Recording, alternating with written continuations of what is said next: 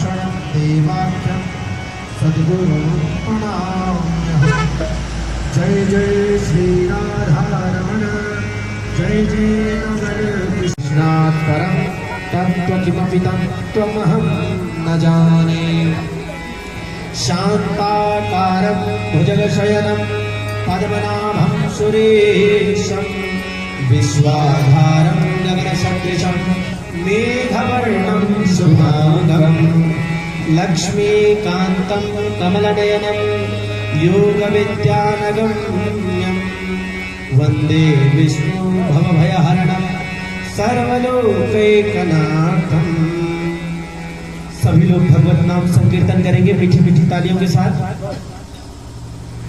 अच्युतम केशवम राम नारायणम अच्युतम केशवम राम नारायणम कृष्ण दामोदरम वासुदेवम हरिम कृष्ण दामोदरम वासुदेवम हरिम श्रीधरम माधवम गोपिकावल्लभम श्रीधरम माधवम गोपिकावल्लभम जानकी नायकं रामचन्द्रं भजे जानकी नायकं रामचन्द्रं भजे।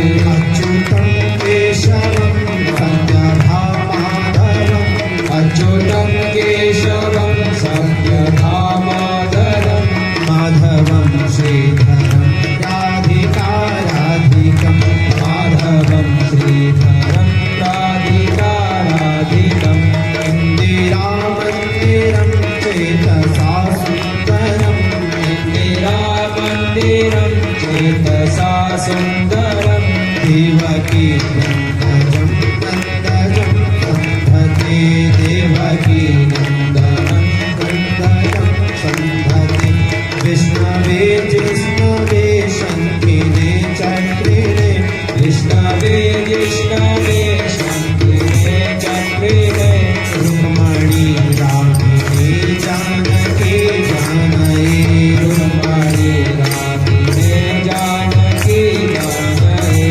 वल्लभे वल्लभायाते कायात्मने वल्लभे वल्लभायाते कायात्मने अंसवे वंशिने वंशिने ते नमः अंसवे वंशिने वंशिने ते नमः कृष्ण गोविंद हे राम नारायण कृष्ण गोविंद हे राम नारायण श्रीपते वासुदेवादिता श्रीनिधे श्रीपते वासुदेवायता श्रीनिधे अच्युतानंद हे माधवाधोक्षज अच्युतानंद हे माधवाधोक्षज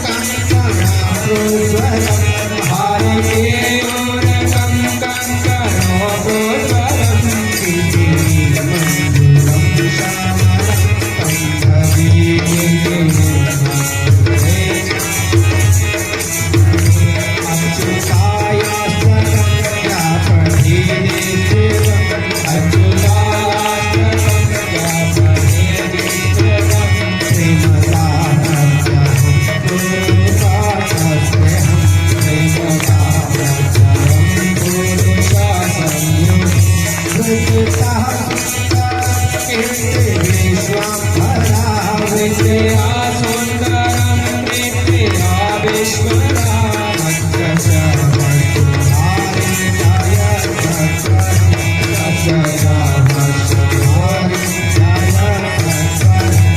अच्युतं केशवं रामनारायण अच्युतं केशवं रामनारायण रामचन्द्रं भजे रामचन्द्रं भजे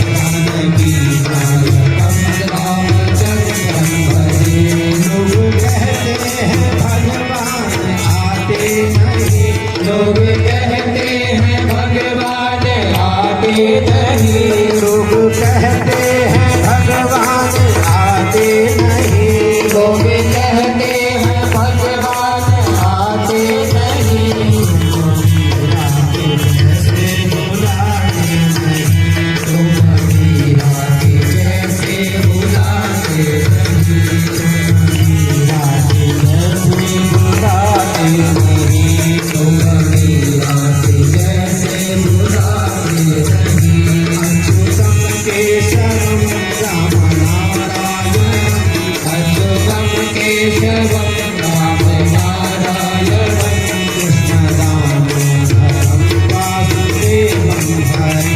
हैं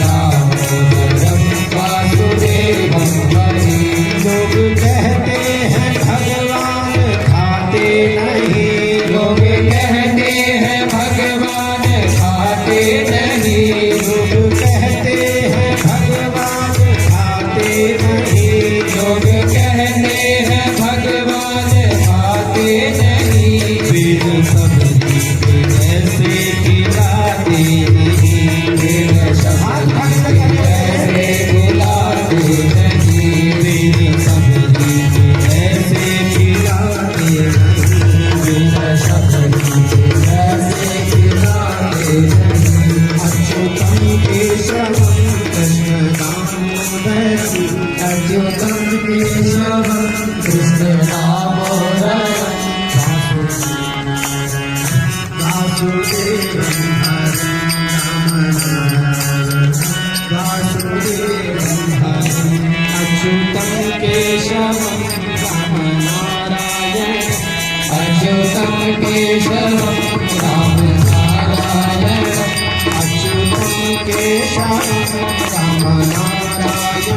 अच्युतं केशवं रामनारायण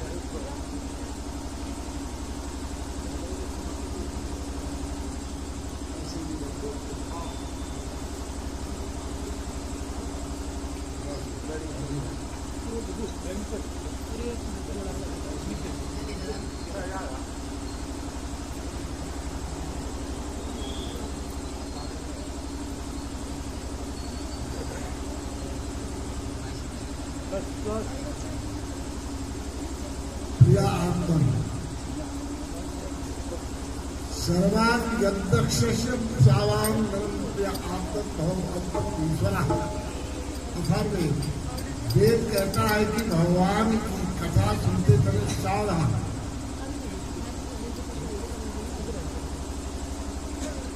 सावधान का मतलब होता है सचेत रहना, अपने विवेक को स्थिर करके सचेत रहना। यदि हम कथा में कोई भी प्राण प्रवृत्ति हमने श्रवण की और उस श्रवण का हमारे अंतरात्मा में कोई उत्कृष्टता जागरूकता की तो वह श्रवण बेकार हो। आप लोग कितना कीमती टाइम निकाल कर कहाँ कहाँ से आए और उस वक्त को यदि हम सदुपयोग न किए अतिशुद्धि होगी। मैं एक कहानी से भागवत की कथा शुरू करता हूँ। फ्रांस में एक व्यक्ति बहुत बड़े फकीर थे और एक बहुत बड़े लेखक। उनके एक मन में बात आई, इतने बड़े बड़े लेख लिखा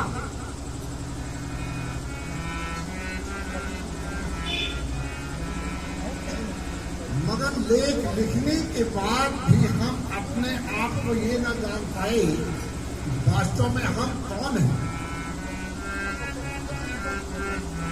मानव जाति के सामने सनातन से ये समस्या आज तक है, मैं कौन हूँ। अपने को जानने के लिए ही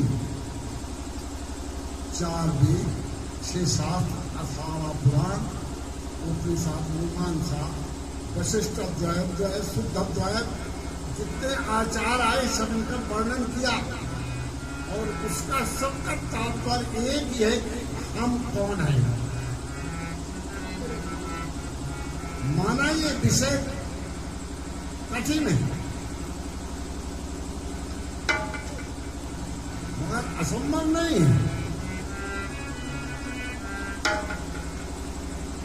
कोई व्यक्ति के लिए विचार में उसके आ जाए कि मैं जानना कि मेरी यात्रा शुरू कहां से हो रही है।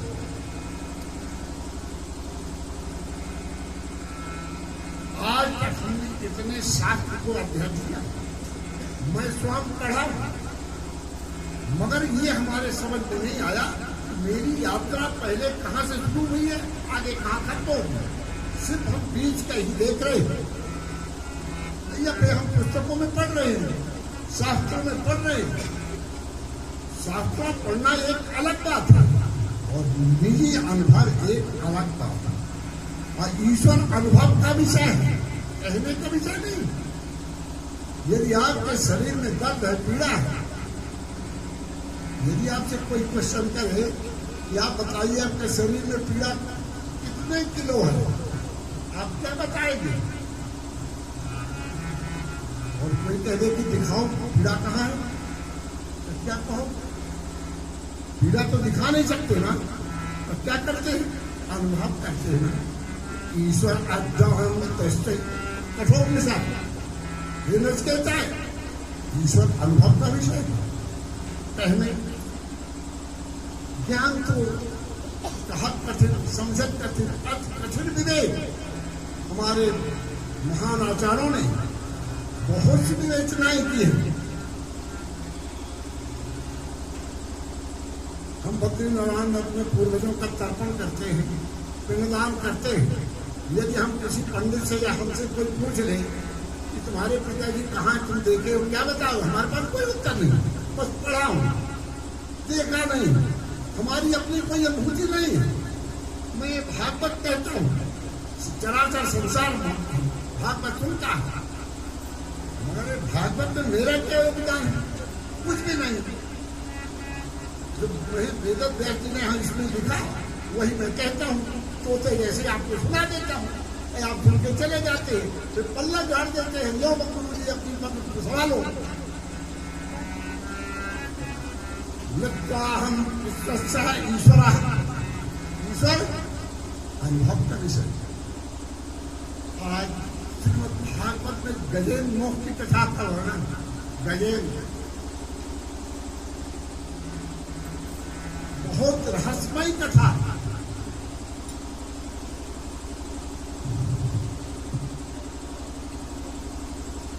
जब मानव विपत्ति में फंस जाता है वो पहले अपने आजू बाजू देखता है, भाई बंधु देखता है।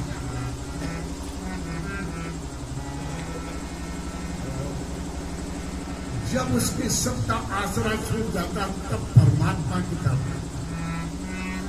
गजेंद्र का भी यही हाल है।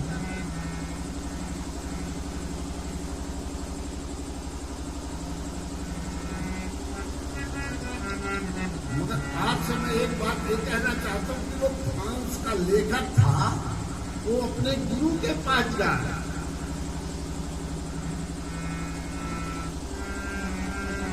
और उससे एक क्वेश्चन करना जानता, कहता मैं कौन हूं? आपसे मैं कुछ पूछने की आया।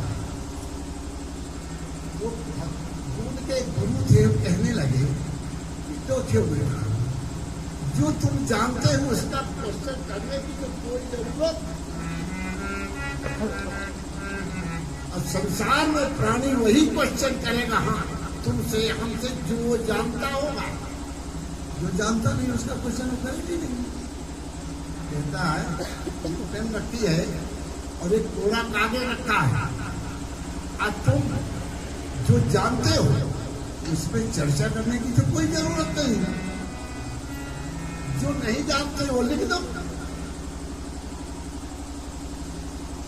नोबेल पुरस्कार प्राप्त करने वाला वो लेखक, उसके मन में एक ही विचार आया कि मैं अपने आप को जानता हूं।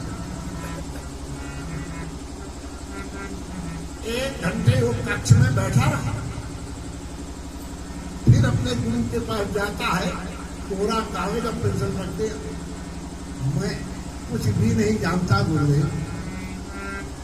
तब वो फकीर कहते कुछ बात बन सकती है कि तुम कुछ नहीं जानते हो। जो तुम पहले से फुल हाउस आते तो हम तुमको क्या बताते? हमारे जितने श्रोता आते हैं पहले से फुल हाउस होते। What in itself, I help you with what? You are not necessary. I wait. पहले से फुल रहते और अक्सर आज यही क्वेश्चन करेंगे, उसके बारे में बताइए। मैं हमारा जन्मभूमि एमपी है। एक बार मैं डिस्ट्रिक्ट राजसेन में कहीं जा रहा था, एक सज्जन हमसे पूछे दशरथ जी के पिताजी का क्या नाम है? नहीं, राम के पिताजी क्या नाम था? दशरथ। क्या उनके पिताजी का 11 रथ, उनके पिता का 12 रथ। हम कल 101 रथ तक तुम लगा लो। अब हम कोई हरिद्वार का पंडा बद्रीनारायण करेंगे, पुस्तक पर लिखो, बापू का नाम लिखो, ये तो मेरी जिंदगी खत्म हो जाएगी। जो सूर्यवंश का भी पूर्वजों का नाम लिखो तो पूरी जिंदगी खत्म हो जाएगी, नहीं कर पाएंगे। मगर वो किसान थे, यही जानते हैं। वो अपने गांव में गए, बोले मैंने राम के 100 पीढ़ी का नाम जानता हूँ, फिर बताइए। तो बताने लगे 11 13। सज्जन बोले किसने बताया? कि रवि स्वामी जी ने बताया। जो आदमी किसी भी प्राणी से क्वेश्चन करेगा, वो क्वेश्चन को जानता हो तभी पूछेगा, और जो वो जानता है उसी के अनुरूप यदि आपने उत्तर दे दिया तो वाह, बिल्कुल ठीक बताया। ये कहीं विपरीत बता दिया, बोलेगा कुछ नहीं जानता। बोले श्रीमन्नारायण भगवान,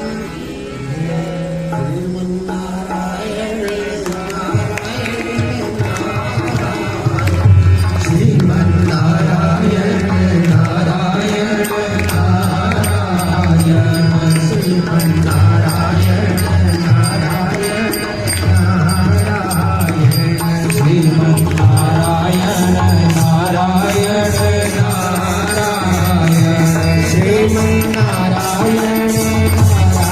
नारायण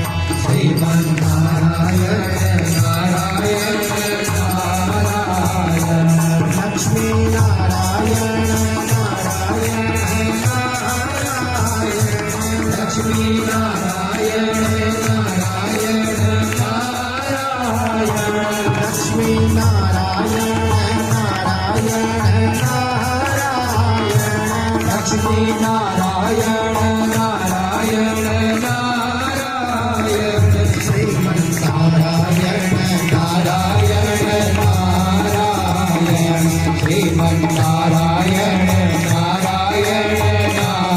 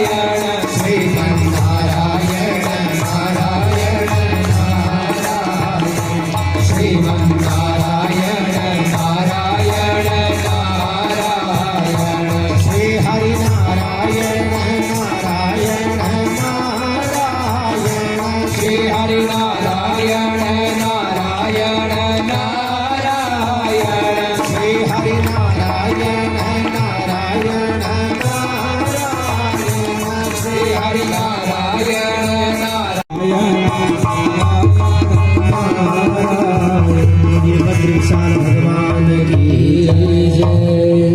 बृहत्वं चन्द्रं यासनात्मनं गजेंद्र पूर्व भगवान की एक त्रिकोट नाम का पर्वत था, उसकी लंबाई चौड़ाई 10,000 योजन थी। उस पर्वत में गजेंद्र वास करते थे, अपने परिवार के साथ बड़े आनंद से रहते थे।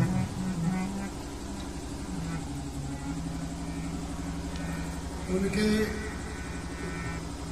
उस पर्वत पे रहने से आनंद से अपना जीवन व्यतीत कर रहे थे।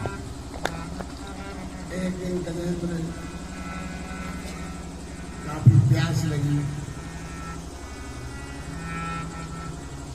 हाथी में परमात्मा ने एक विशेष गुण दिया। यदि 50 किलोमीटर के दूर में बारिश हो रही हो तो वो अपनी ओर से सुगंध से पता लगा लेते 50 किलोमीटर दूर से बारिश।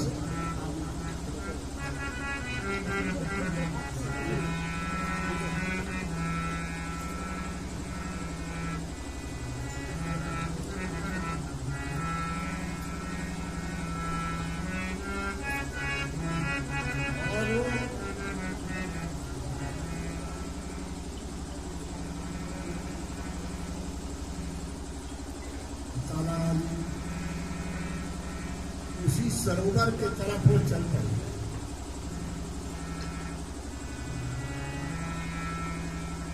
सरोवर में का काफी प्यास लगी थी, बहुत ज्यादा प्यास से व्याकुल हो रहे थे। गजेंद्र जाए तो सरोवर में खूब स्नान किया, और गज को स्नान करने में जो आनंद प्राप्त होता है, तत्र विश्राम्यम्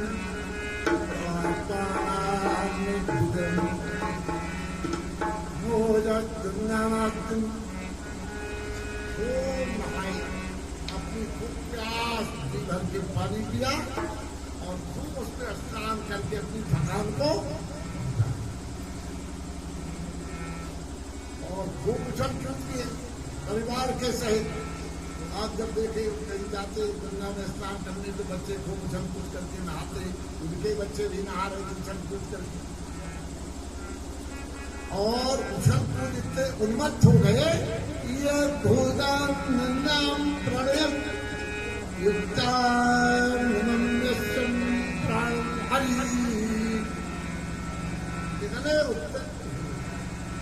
उनको ये ध्यान ही नहीं रहा कितना टाइम लग गया। यही हाल मनुष्यों का नहीं होता।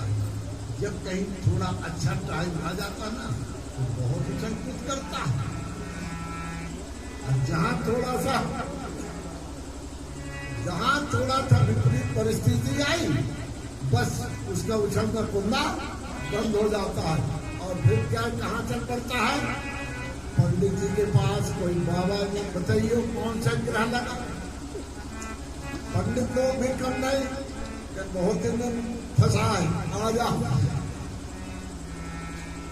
फिर वो बताएंगे तेरे को ग्रह दशा बहुत खराब।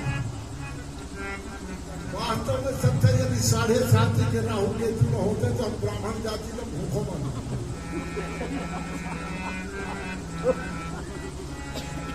इन्हीं तीनों ग्रह के कारण हम लोग जिंदा हैं।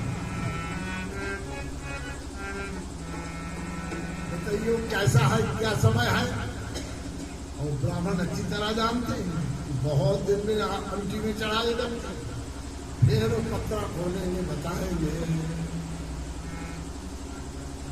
तुम्हारा ये क्या खाप है चौधरी साहब, और ये है ठाकुर साहब का घर खराब। बस फिर क्या करें बताएंगे, इतने हजार जब, इतने करोड़ जब, इतना पैसा। अब तुम्हारे चौधरी साहब ठाकुर साहब का चेहरे सभी उतरे न उतरे, मैं हमारा जरूर उतर जाता। यदि ये अनुदान में हमको 4,05,00,000 रुपया मिल गए, एक दिन आप थोड़े दिन की बात है, हमारे घर में बैठे हुए थे, एक माता आई, कैसे आ माता, कह हमारा पति हमारे कहने में नहीं है, तो मैं क्या कर सकता हूँ, कहना आप कोई ऐसा जाप कर दो।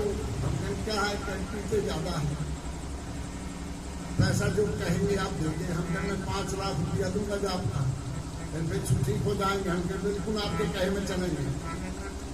वो तैयार हो गए। फिर हम कहें माता मेरी धर्म पत्नी ही मेरे कहे में नहीं है, तू कोई बात बता सकती?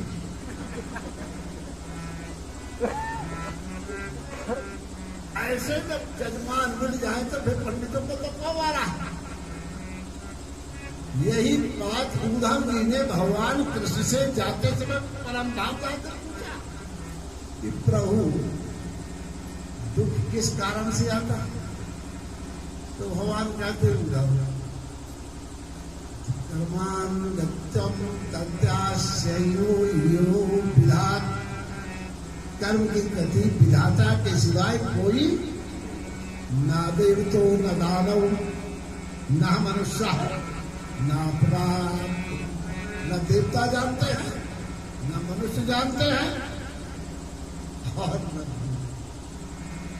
कि दुख कर्म विज्ञान एक बहुत बड़ा विज्ञान है। आज गजेंद्र पर दुख आ गया, अब उसका कोई उपाय काम सब तरफ से जब हार जाता है तब उसको आखिरी दाव में प्रभु चिंता नाथ। अब मनुष्य का भी यही आखिरी भगवान के ही शरण गजेंद्र को कुछ ना सूझा तो गजेंद्र भक्तों, गजेंद्र मोक्ष का जो पाठ करता है सुबह 4 से 5 के बीच में, उसके पूर्वज, उसके पितृ सदा संतुष्ट रहते हैं। उस आदमी का कर्म समाप्त हो जाता है। श्रीमद् भागवत के अंदर गजेंद्र मोक्ष एक ऐसा स्रोत है, ऐसी औषधि है कि बड़े बड़े रोगों को शांत करता है। ये मेरा निजी अनुभव है।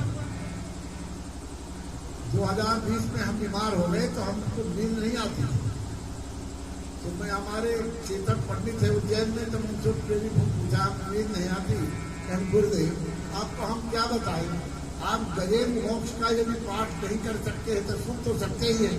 हमने कहा मैंने आप मोबाइल से लेके सुन लेकर मैं गजेंद्र मोक्ष का सुबह पाठ सुनने लगा, मेरे को नींद आने लगी।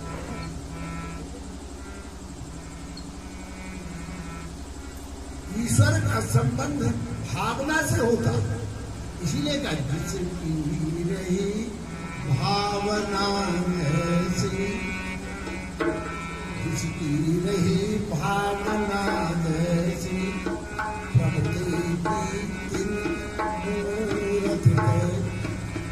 जिसका जैसा भाव होता परमात्मा उसको वही दृष्टि से देखता है। गजेंद्र की आज वही विपत्ति आ गई, कोई काम नहीं आया, भगवान को पुकारा। अब वो कहता क्या है, आप लोग इसको ध्यान से सुनिएगा।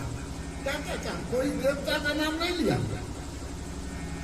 कोई किसी देवता का नाम नहीं लिया, न ब्रह्मा का, न विष्णु का, न शंकर जी को। क्या कहता है, यथात्मनित्यं चराचराश्चर्यं विवः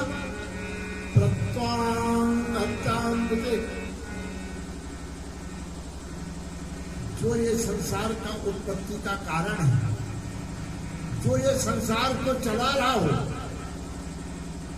जो ये संसार का कारण है ब्रह्मांड का, वो हम मेरे सामने प्रकट है। अब मेरे दुख को दूर, कोई देवता का नाम नहीं लिया गजेंद्र, किसी आराध्य को नहीं पुकारा, और उसका युद्ध इतनी देर तक चला, विवाह से 1000 वर्ष तक युद्ध चलता। देवता लोग भी चर्चित हो गए, तब वो हार करके भगवान को पुकारा। इतना लंबा युद्ध। मूर्ख आदमी और संघ ये दूसरों के फूंकने से ही बचते। मूर्ख आदमी असंग, मूर्ख जितने फूकेंगे उतने बजेगा। ये जलनसी मूर्ख ना होता तो क्या युद्ध छेड़ता, दूसरे के कहने में अपने घर में आग लगाई। इसी तरह दूसरे के कहने से उग्रवादी अपने घर में राष्ट्र को नाश कर लेते। वसुदेव जी कहते मूर्ख और संघ ये दूसरे के फूकने में ही बचते हैं, अपने फूकने में कभी नहीं बचते। और गजेंद्र तो आत्मज्ञानी है, उसको पूर्व की स्मृति आ गई, उसी अफसोस से उसने भगवान का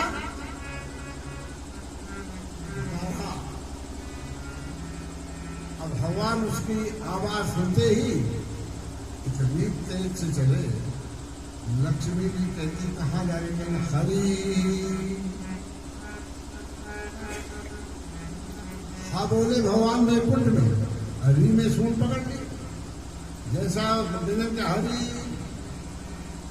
भगवान की गति कितनी तेज। साम वेद में कहा गया सस्तम गरुड़म धनाप्लाप, ये जो भगवान का वाहन गरुड़ 96,000 किलोमीटर प्रति घंटा चलता है। 96,000 किलो योजन, 4.5 कोस का एक योजन होता है। एक घड़ी में 96,000 करोड़ योजन चलता है, इतनी गति है। अब बैकुंठ की सब लोगों में सबसे ऊंचे है, सबसे ऊंचे मंत्र बोलो, उसके आगे बढ़ो। इतनी गति से भगवान आए और गज को किनारे रख दिए, दोनों को, एक को नहीं, ग्राह को भी, और उसको उठाए किनारे भगवान ले आए। बोले लक्ष्मी नारायण भगवान की जय।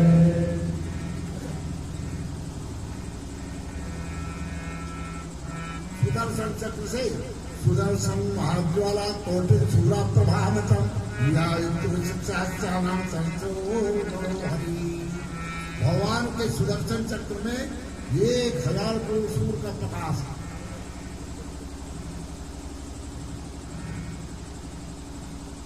इसने ग्रह पहले मोक्ष दिया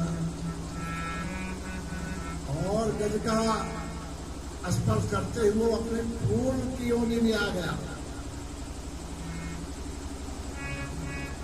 ग्राह कौन था? गुरु जना हुहू नाम का गंधर्व था। एक दिन वहां पर एक ऋषि नहा रहे थे सरोवर में, तो मगर तैरते जाए, पीछे से उनका हाथ लगा दे मगरमच्छ के। ऋषि ने कहा कि मोर मगरमच्छ हो जाओ।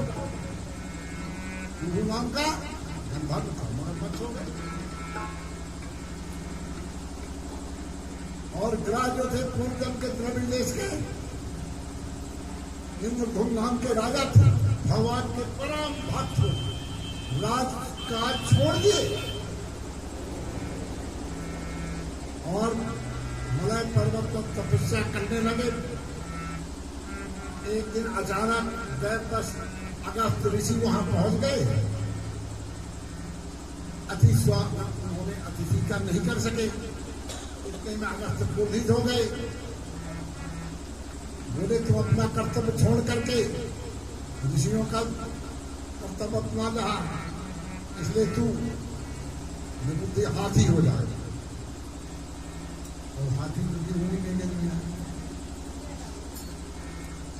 भगवान और पूर्व की तपस्या को याद करके उनको मोक्ष अपना पार्षद बना दिया। पार्षद बना दिया भगवान ने और उनको परम धाम।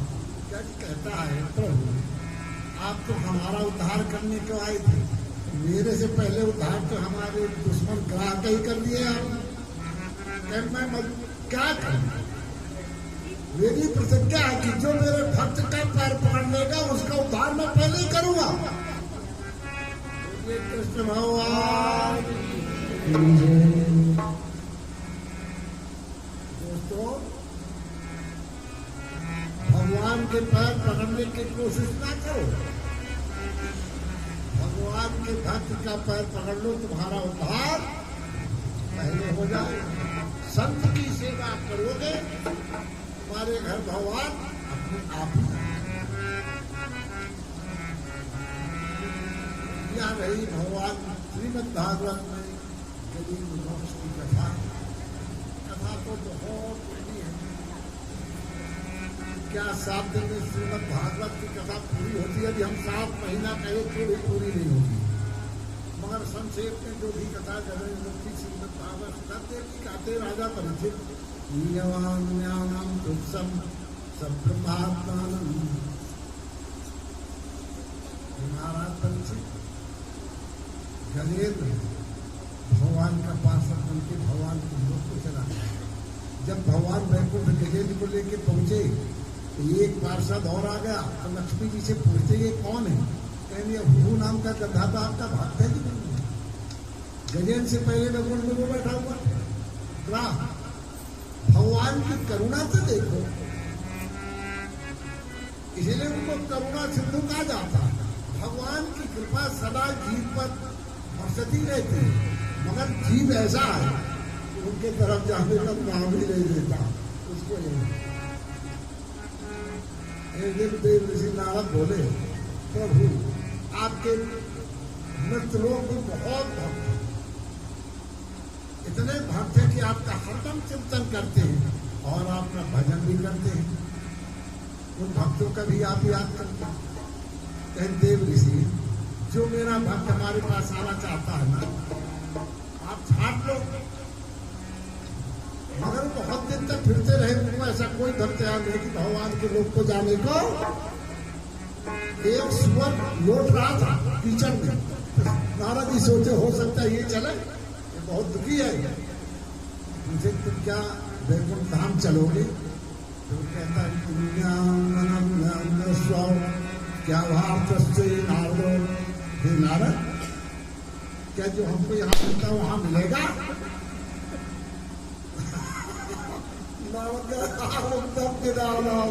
माया नाम हरि, हे प्रभु आपकी माया इतनी विचित्र है कि ये भी जाने को राजी नहीं है। कहता है हे नारदो, बस चाहिए तो नारदो, क्या जो मेरे को यहाँ उपलब्ध है मृत्यु लोक में, जैसे हम देख रहा हूँ, क्या वैकुंठ में मिलेगा? यशोरस नाम हरि, नहीं मिलेगा, बोल पे चली जाओ, नहीं जाओ। भगवान की लीला अति कठिन, अति विचित्र, रघुपति कर माया। भगवान की माया बड़ी विचित्र है कि उनके बिना इच्छा के कोई वहां पहुंच नहीं सकता। हम अपने कर्मों के ताकत से, जब से, तब से, दान से हम भगवान का प्रसन्न नहीं कर सकते, जितना कि भगवान के शरणागति, अहंकार छोड़ के एक मनुष्य भगवान के शरण हो जाए। हमारे महात्माओं वैष्णव संप्रदाय में शरणागति का ही महत्व है। हमारे जितने वैष्णव संत लोग हैं शरणागति का ही,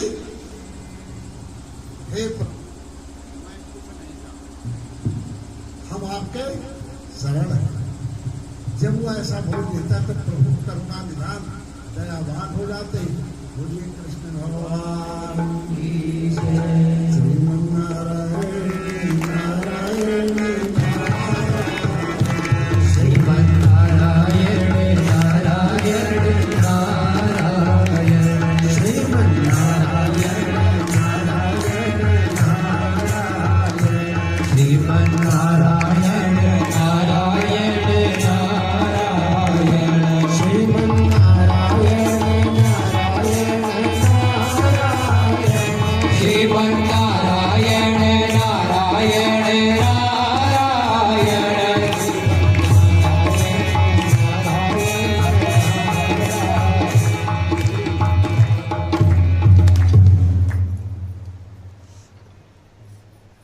आगे कथा आती है। देवराज इंद्र जब कोई बहुत बड़े पद में बैठ जाता उसका अहंकार होता। आप लोगों ने दुर्वासा और इंद्र का संवाद तो सुना होगा, जो भागवत भक्त लोग सुनते जरूर सुने होंगे। जब यहाँ पर पार्लियामेंट में जिसकी ज्यादा संख्या हो जाती है वो प्रधानमंत्री चुना जाता है। देवलोक में जिसकी 100 अश्वें एक ही कर ले वो इंद्र की गति में बैठ जाता है। इंद्र भगवान विष्णु से कहता है नवत्वानाम सर्वे नाचाज्ञानाम नितम हरिश्चानाम निरो।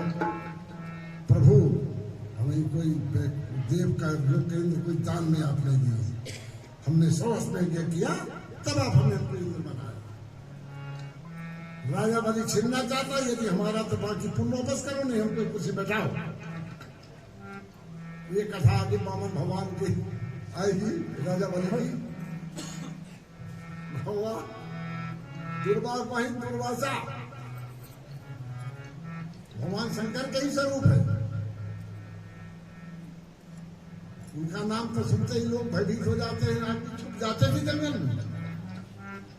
जिस रास्ते से सुन लेते थे कि दुर्वासा आ रहे थे तो लोग भाग के छुप जाते थे, जैसे अंग्रेजों के जमाने में लोग पुलिस को देख के छुप जाते थे। आज एक टाइम ऐसा तो कोई नहीं छुपता। भक्ति की बात। एक बार दुर्वासा के मन में आया कि चलो प्रभु के वैकुंठ में दर्शन करें। भगवान नहीं दुर्वासा वैकुंठ लोग चले गए। पहले इनके लिए कभी रोक नहीं होती, भगवान कोई भी लोग पे चले जाए। वहां गए, भगवान का प्रणाम की। भगवान प्रसन्न होकर अपनी गले की माला उतार के दुर्वासा के ही गले में डाल दी। भगवान के हर काम में बड़ा रहस्य होता है। अब अपना कुछ नहीं करते, बस करवाते रहते।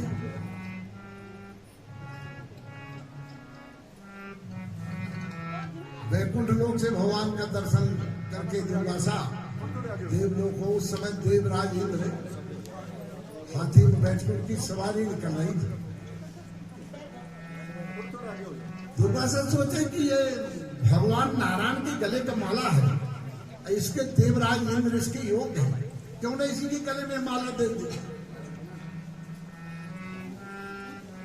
वही दुर्वासा ने वो माला देवराज इंद्र को दे दी गले पर। दुर्वासा ने उस गले को, माला को उतार के हाथी के सर में रख दिया। हाथी नीचे गिरा दिया, पैर से रौंद दिया उस माला को। दुर्वासा के देखते ही वे टेढ़े हो गए।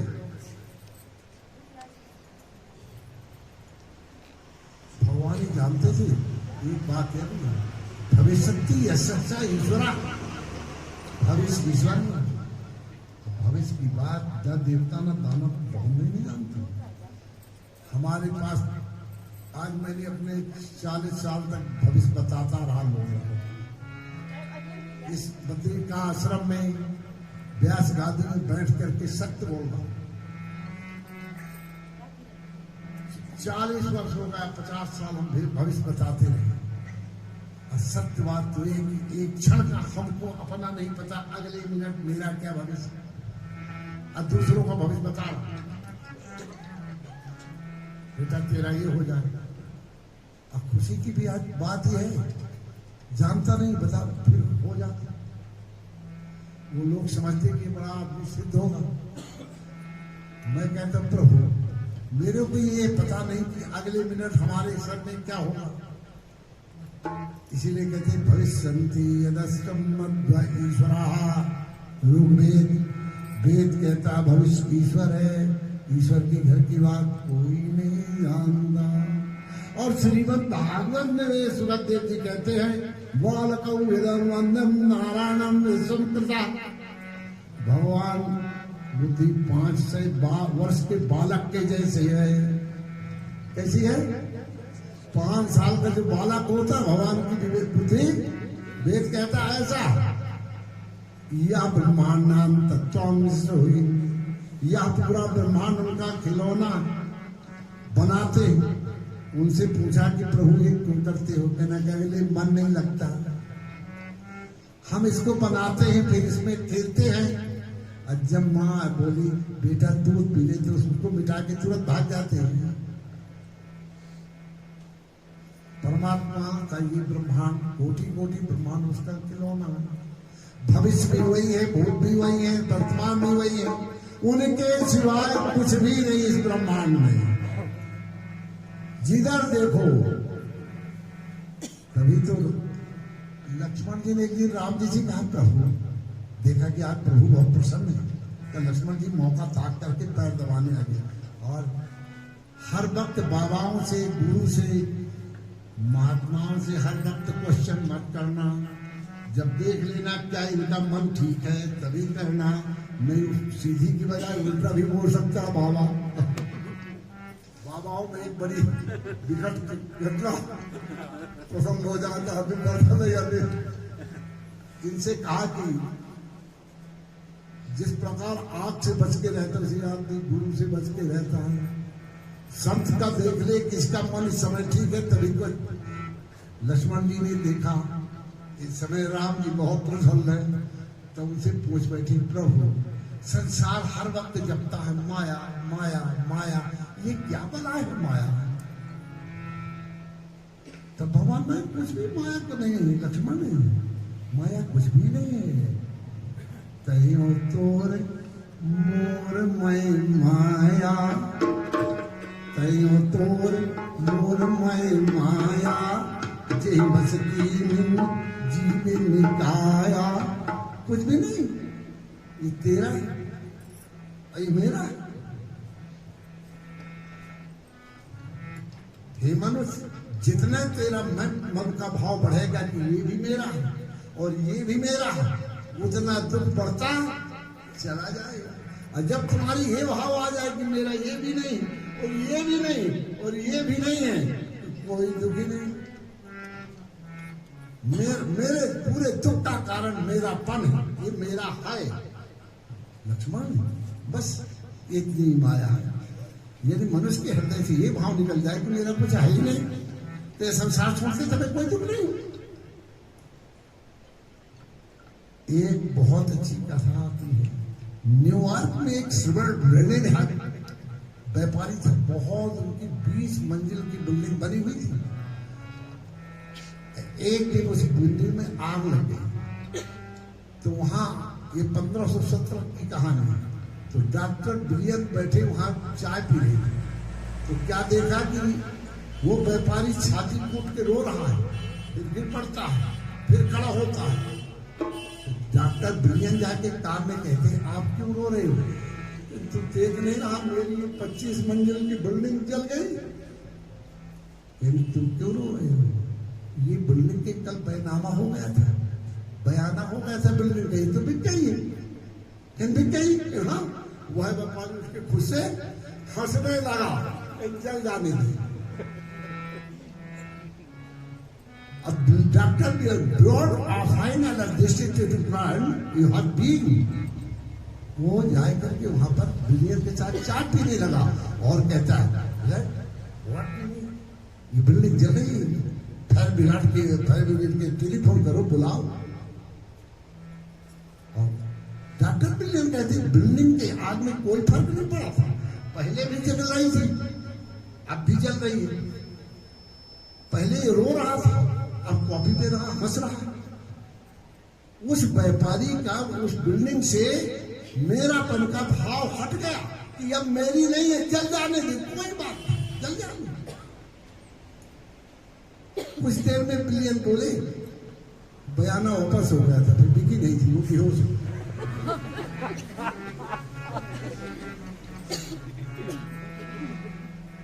यही अब मेरे साथ रोज होता है, हर प्राणी के साथ होता है। कोई रास्ते में किसी को, लड़की को, जनानी को कोई मार रहा हो, गुंडे बदमाशी में, हम खड़े होकर कैसे तमाशा देखते हैं ना, फिर बना लेते कि कोई और न देखे, हम ही भर देते, खड़े देखते हैं, वो चूसती रहती है और कोई नहीं बोलता। उनमें से कहीं आपकी कोई हो तो कि वो मेरी नहीं, मतलब तोरे मोर मैं माया, ये तेरा है, ये मेरा है। यही हमारे पूरे जीवन में दुख का कारण है। ये तेरा मेरा छूट जाए तो पूरे संसार में दुखी खत्म हो जाए। मगर ज्ञान कहने बड़ा सरल है, अनुकरण करने में कठिन। सुखदेव जी कहते, महाराज परीक्षित, ज्ञान कहने में बड़ा अच्छा लगता है, सुनने में भी बड़ा अच्छा लगता है, मगर इसका आचरण में उतारने में बड़ा कठिन। यही माया, यही श्रीमद् भागवत की कथा सुखदेव जी से। महाराजा परीक्षित को इतनी जल्दी बैराग क्यों हुआ? यदि हम में किसी को कोई आए के कह दे कि परसों तुम मर जाओगे, बस तुम्हारी सुबह तक उम्र है, अभी बैराग आ जाएगा, वो सब कुछ छोड़ के तरफ बैठ जाएगा, परसों तो मर नहीं है ना, कोई प्लानिंग नहीं, कुछ भी नहीं, यार छोड़ अब तो जाएगा। महाराजा परीक्षित को जब ये पता हो गया था कि 7 दिन जाना है, यदि आप सब हम में से पता हो जाए तो ये बैराग तुरंत आ जाएगा, और नहीं तो फिर इकट्ठा करोगी, झगड़ा करोगी, ये भी मेरा है, तो कैसे ले लिया भाई? भगवान दुर्योधन को बोले, चलो पांडव को तुम 5 गांव दे दो, बात खत्म कर दो। तो दुर्योधन जानते हो क्या कहता है? सुग्री यज्ञातम ब्रह्मं बिना युद्धे के स्वाहा, हे केशव बिना युद्ध के सुई हो रहे जब युद्ध हुआ। एक दिन लक्ष्मी जी बोली, प्रभु आपको हंसी कब आती है? कहते बताइए। आपस में 2 राजा भिड़ंत हो गई, जैसे भारत और चीन, लाखों लोग कट के मर गए, तो भगवान मुस्कुरा दिए, कि प्रभु कहते देखो मूर्खों को जमीन तो वहीं पड़ी जहां थी, न उधर गई न इधर आई, अल्लाह को लोग कट के मर गई। इसीलिए मैं हंसा हूं। ये जमीन ये पृथ्वी किसी की नहीं, मगर पृथ्वी के लिए कितने लोग लड़के लड़के मर जाते हैं, है ना। यही मनुष्य के सोच की विडंबना है। यदि मनुष्य का सोच उत्तम दिशा धर्ममय हो जाए तो चारों तरफ सुख की धारा बहने लगे, और जब मनुष्य की सोच अधर्म से संबंधित हो जाती है, पूरे सब जीवन में दुख का पहाड़ कहा जाता है। हे मानव, वेद कहता है हे मानव तू अपने विचार को ठीक कर ले, बस तेरा मोक्ष निश्चित है। क्योंकि किसी प्राणी का मरने में मोक्ष नहीं होता। अब हमारे पिताजी को किसने देखा है, कहाँ पानी भी दिया हूं, पता ही नहीं कहाँ है, कहाँ लिए नहीं दी, तो हम मोक्ष कैसा देखेंगे कि हमारा मोक्ष हुआ कि नहीं हुआ। अरे मोक्ष जिंदा में होता, मरे में नहीं होता। यदि मनुष्य की वृत्तियां शांत हो जाए, मन चित शांत हो जाए तो उसी को मोक्ष के समान है। अब मन अशांत होगा, बोले कृष्ण भगवान की जय। नटवर नांगर नंदा भजोर मन गोविंदा, नटवर नागर नंदा भजोर मन गोविंदा,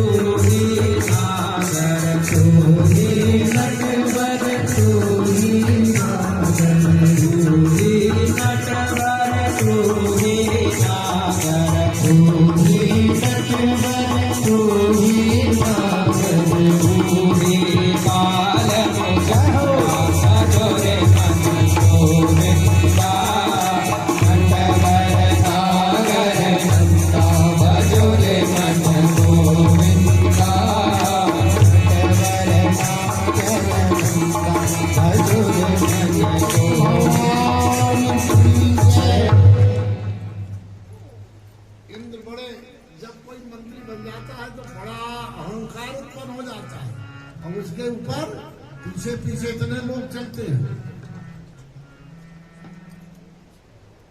वैभव पश्चात्याम पूजते कलयुगे, कलयुग में वैभव की पूजा होती है। ना भक्तम ना ज्ञानम न तस्या नातम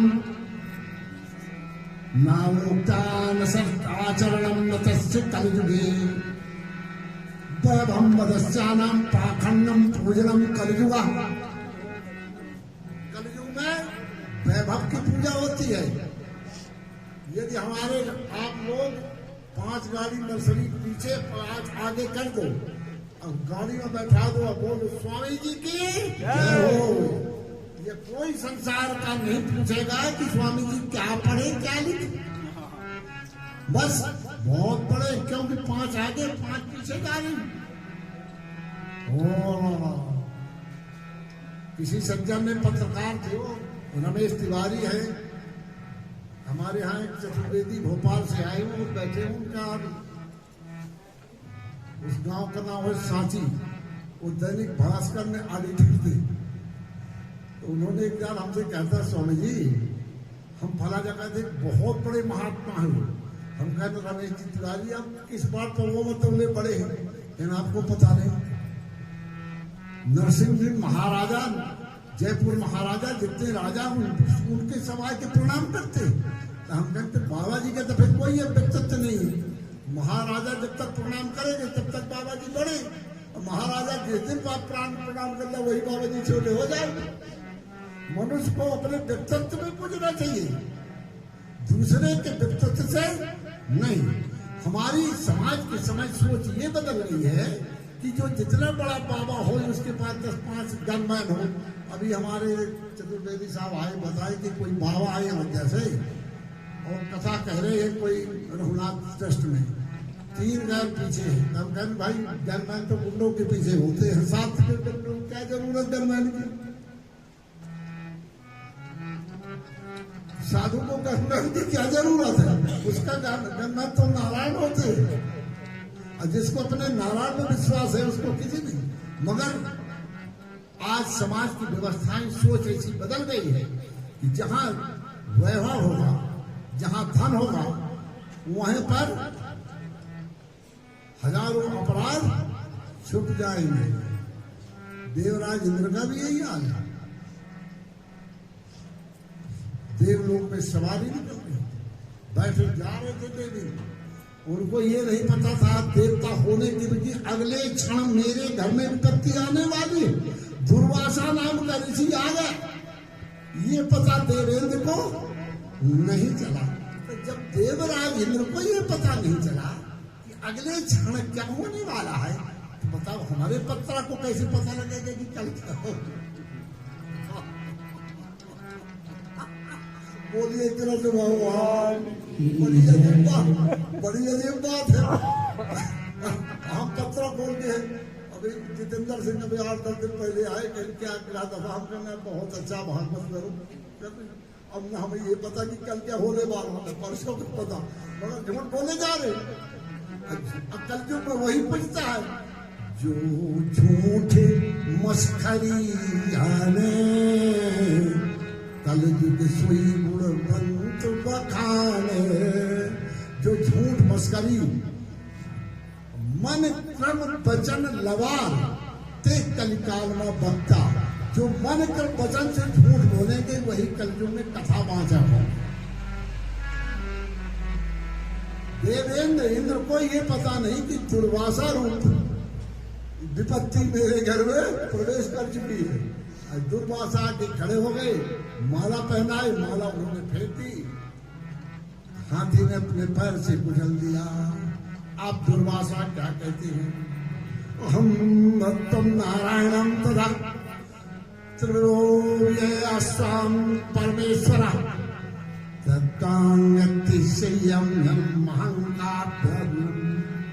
हे देवराज, भगवान के गले की माला और तुमने हाथी के पैर से, इतना अहंकार तुमने। मैं अभी तुमको भिखारी बना देता हूं। बोले देवताओं, इसी वक्त तुम भिखारी हो जाओ। जितना देवलोक का सोना था इतना कहते ही दीपक बुझ गए, सब को देवराज का स्वरूप काला पड़ गया। वैभव नाम की लक्ष्मी, जो भगवान के लक्ष्मी शेष नाग में बैठी हुई थी, वो भी अंतर ध्यान हो गई और समुद्र में प्रवेश कर गई। सल के देवताओं के सर में कोई मुकुट नहीं। वैसे एक बात बताओ, हमारे जितने देवताओं हैं, उनके जितने देवता हैं, सोने से बड़ा प्रेम है। सब देवता 2-2, 3-3 किलो के मुकुट पहनते हैं। एक देवता हमारे ऐसे, वो कोई सोने का मुकुट नहीं, महादेव। इसलिए मुझे बहुत अच्छे लगते हैं। उनके पास कोई सोने का मुकुट। इनको यदि कहो कि परमेश्वर है तो कोई बात बने। नारायण का राजा धीराज है, उनको क्या कहना। चल गए देवता मिलकर के भगवान विष्णु के पास गए, प्रभु अब तो हम कहाँ जाएं? कहीं तीनों लोग में ठिकाना नहीं। मैं तुम्हारी इसमें कोई मदद नहीं कर सकता।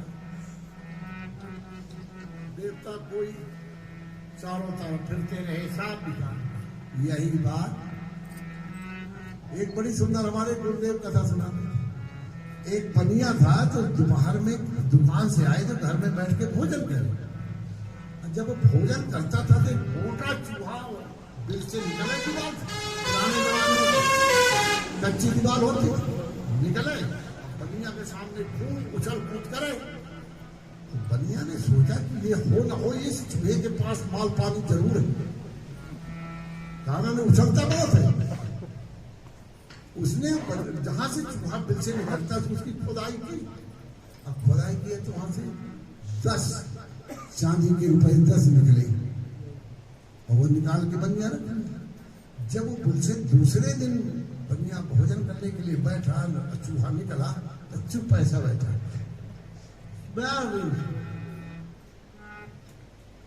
यही हाल मनुष्यों का।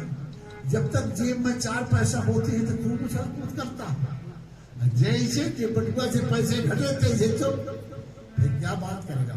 हम कल के फ्लैट से परसों के फ्लैट से योजना रहे और जहां बटुआ से पैसा लक्ष्मी कहा भाई ने जब कहाँ चल पड़ेगा, चलो बालाजी चलते, हम आदमी से कुछ कहते बोलिए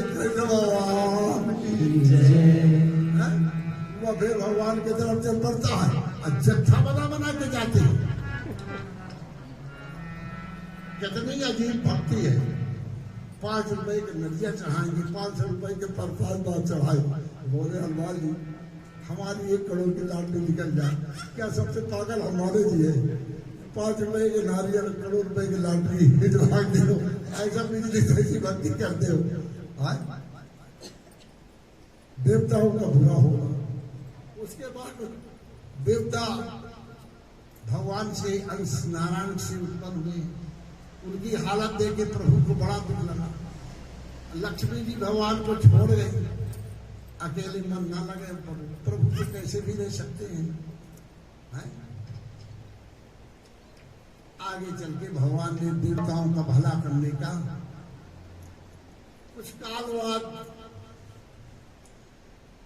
राजा बलि का शासन आ गया। राजा बलि के जब शासन आ गया, राजा बलि ने 3 लोक में कब्जा कर लिया।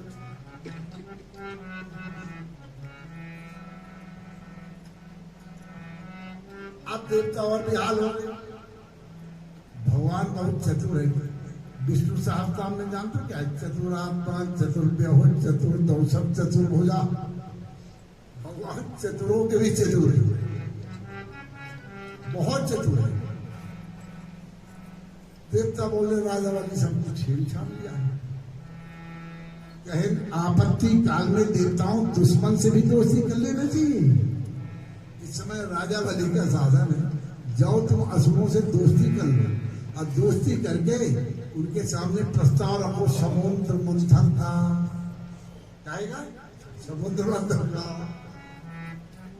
भगवान सोचे हमारी लक्ष्मी भी आ जाएगी, इनका भी काम बन जाएगा। कृष्ण भगवान समुद्र मंथन होने लगा। समुद्र मंथन 14 रथ निकले। इंद्राज के जब बलि से मिलकर ये प्रस्ताव रखा तो बोले आधा आधा बांटेंगे।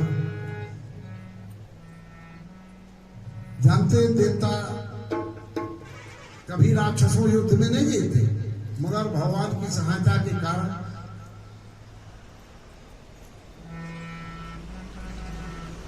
एक बार किसी प्राणी ने देवताओं का दैत्यों को अपने घर में निमंत्रण कर दिया। तो दैत्य खड़े हो गए, बोले हम देवताओं से श्रेष्ठ हैं, अब भोजन आगे देवताओं को दिया जाता है, हमको क्यों नहीं दिया जाए। तो गृह मालिक बहुत समझदार थे, बोले आप झगड़ा ना करो, आप ही बैठ जाओ आगे भोजन करने को, मगर मेरी एक शर्त है, देवता हो या दैत्य तीनों के हाथ में 3-3 फुट की लकड़ी बांध देंगे, फिर भोजन करो, आगे आप ही कर लो। दैत्य के बोले मंजूर है। दैत्यों के हाथ में 3 फुट, यहाँ से लेके यहाँ तक 3 फुट होता है। उन्होंने लकड़ी बांध, पत्ते पड़ गए। भोजन अब हाथ ऐसा हो तभी तो करेंगे। उठाए लड्डू और टाइम दे दिया जाए 1 घंटा का। 1 घंटा में सब दैत्य भूखे उठ गए, कोई भोजन नहीं कर सकते। देवता जन्म से ही चतुर है। गृह मालिक को बोले कि हमारी शर्त मंजूर ही आपकी, मगर हमारी शर्त यह है कि हम 2 लाइन में बैठेंगे। कहें ठीक है बैठ जाए। वो 2 लाइन में बैठ गए। तो एक उठा के उसके मुंह में डाल दिया, एक उसके डाल दिया, दोनों खा के उठ गए। देवता दूसरों को खिला के खाना चाहता है, और दैत्य वो है जो स्वयं ही पेट भरना चाहता है। वो दैत्य महाराजा बलि बड़े धर्मात्मा थे, विरोचन के पुत्र थे। हिरण्यकश्यप के पहला के विरोचन के राजा बलि, और राजा बलि का लड़का पाणासुर, जो भगवान से द्वापर में युद्ध किया, बड़ा बलि था। एक दिन तो शंकर जी को बोला, प्रभु अब कोई और हमसे युद्ध नहीं करता, आप कर लो तो हम इसको कहते हैं असुर। भगवान समुद्र मंथन की तैयारी हो गई, समुद्र मंथन हुआ, समुद्र से 14 रत्न करे। एक कलयुग के आदमियों को जो प्रिय बारूणी, वो भी कि समुद्र से ही निकली। बारूणी किसको कहते हैं? मदिरा। जब लक्ष्मी जी का प्रादुर्भाव हुआ तो सब देवता उसको लेने के लिए, तो लक्ष्मी जी हाथ में कमल माला ली हुई थी, और क्या कहती है? अग्रात्मानम निदेशै ज्ञानासुरः प्राणान्नरत्युतम नागुणो सर्वदा। संसार में मैं उससे विवाह करूंगी जिसके कोई अवगुण नहीं होगा, गुण ही गुण हो, अवगुण नहीं होगा, उससे मैं विवाह करूंगी। लक्ष्मी जी हाथ में कमल का माला लिए 1 वर्ष तक अपना वर ढूंढती रही।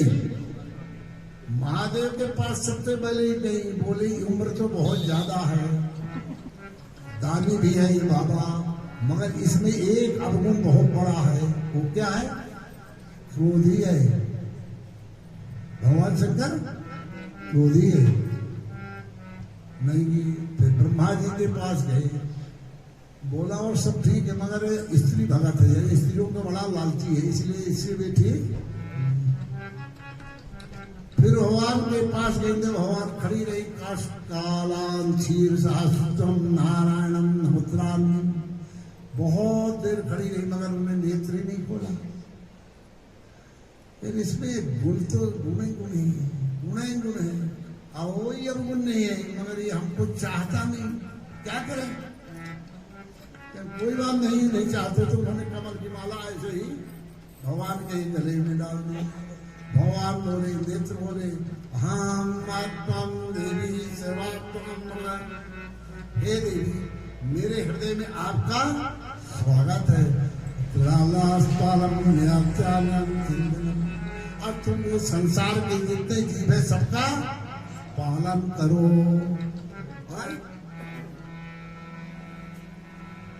जितने जीव संसार में है सबका पालन करो।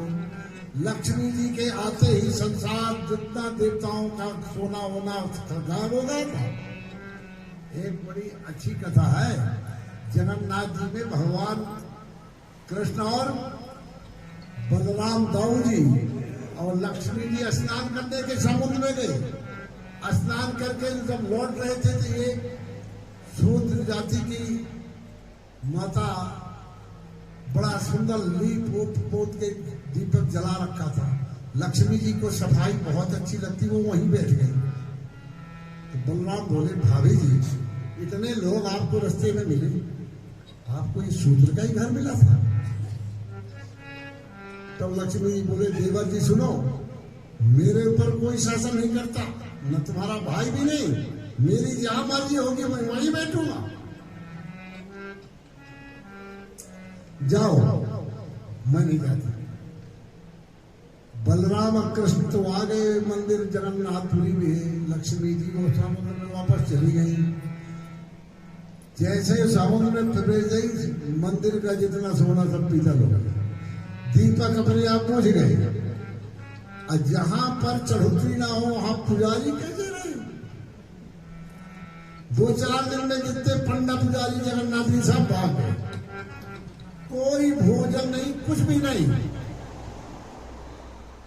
जब बलराम कृष्ण भूखों में, बलराम कहते कन्हैया बहुत भूख लगी, अब क्या करूं दाऊ, तुम्हारी आपस की लड़ाई में क्या कर सकते? भगवान सब जानते थे। कन्हैया कुछ कर, भूख बहुत, चल पड़े समुद्र की तरफ। देखे तो एक टापू में वहां पर भंडारा हो रहा था, तो साधु के वेश में दोनों बैठ गए भंडारे में। कृष्ण भगवान और दामू। तो लक्ष्मी जी अंदर बैठी थी, तो उन्होंने अपने अंत रूप से बोली, वो जो दो बाबा बैठे उनको बुला के लाओ। अब भगवान उस समय भोजन कर रहे थे, तो दाऊ जी जानते क्या दे रहे? कन्हैया, ये खीर ऐसी लगती जाना भाभी के हाथ की है, ऐसी खीर वही बनाती थी। भगवान नहीं तो उत्तर दिया। इतने में अंदर से आई जो कहने हमारी मालकिन बुला रही। जब अंदर गए तो माता लक्ष्मी बैठी हुई थी। तो बलराम जी क्या कहती, कहो देवन जी कैसी नहीं? कहने भाभी जी मैं भूख से मारा, आप चलो। सब वहां तो सब भोग भोग लगना ही बंद हो गए। तब माता जगत जननी लक्ष्मी फिर आ गई। भैया जहाँ लक्ष्मी ये नहीं है तो तुम ये समझना है कि तुम्हारा चौधरपन नहीं चलेगा, इसलिए लक्ष्मी अपनी अपने संभाल के रखो। बोले कृष्ण भगवान जय। लगन तुमसे लगा बैठे, जो होगा देखा जाएगा। लगन हरि से लगा बैठे, जो होगा देखा जाएगा। तुमसे लगा बैठे, जो होगा देखा जाएगा। जो होगा देखा जाएगा, जो होगा देखा जाएगा। देखा जाएगा, जो होगा देखा जाएगा। जो होगा देखा जाएगा। उन्हें अपना बना बैठे, उन्हें अपना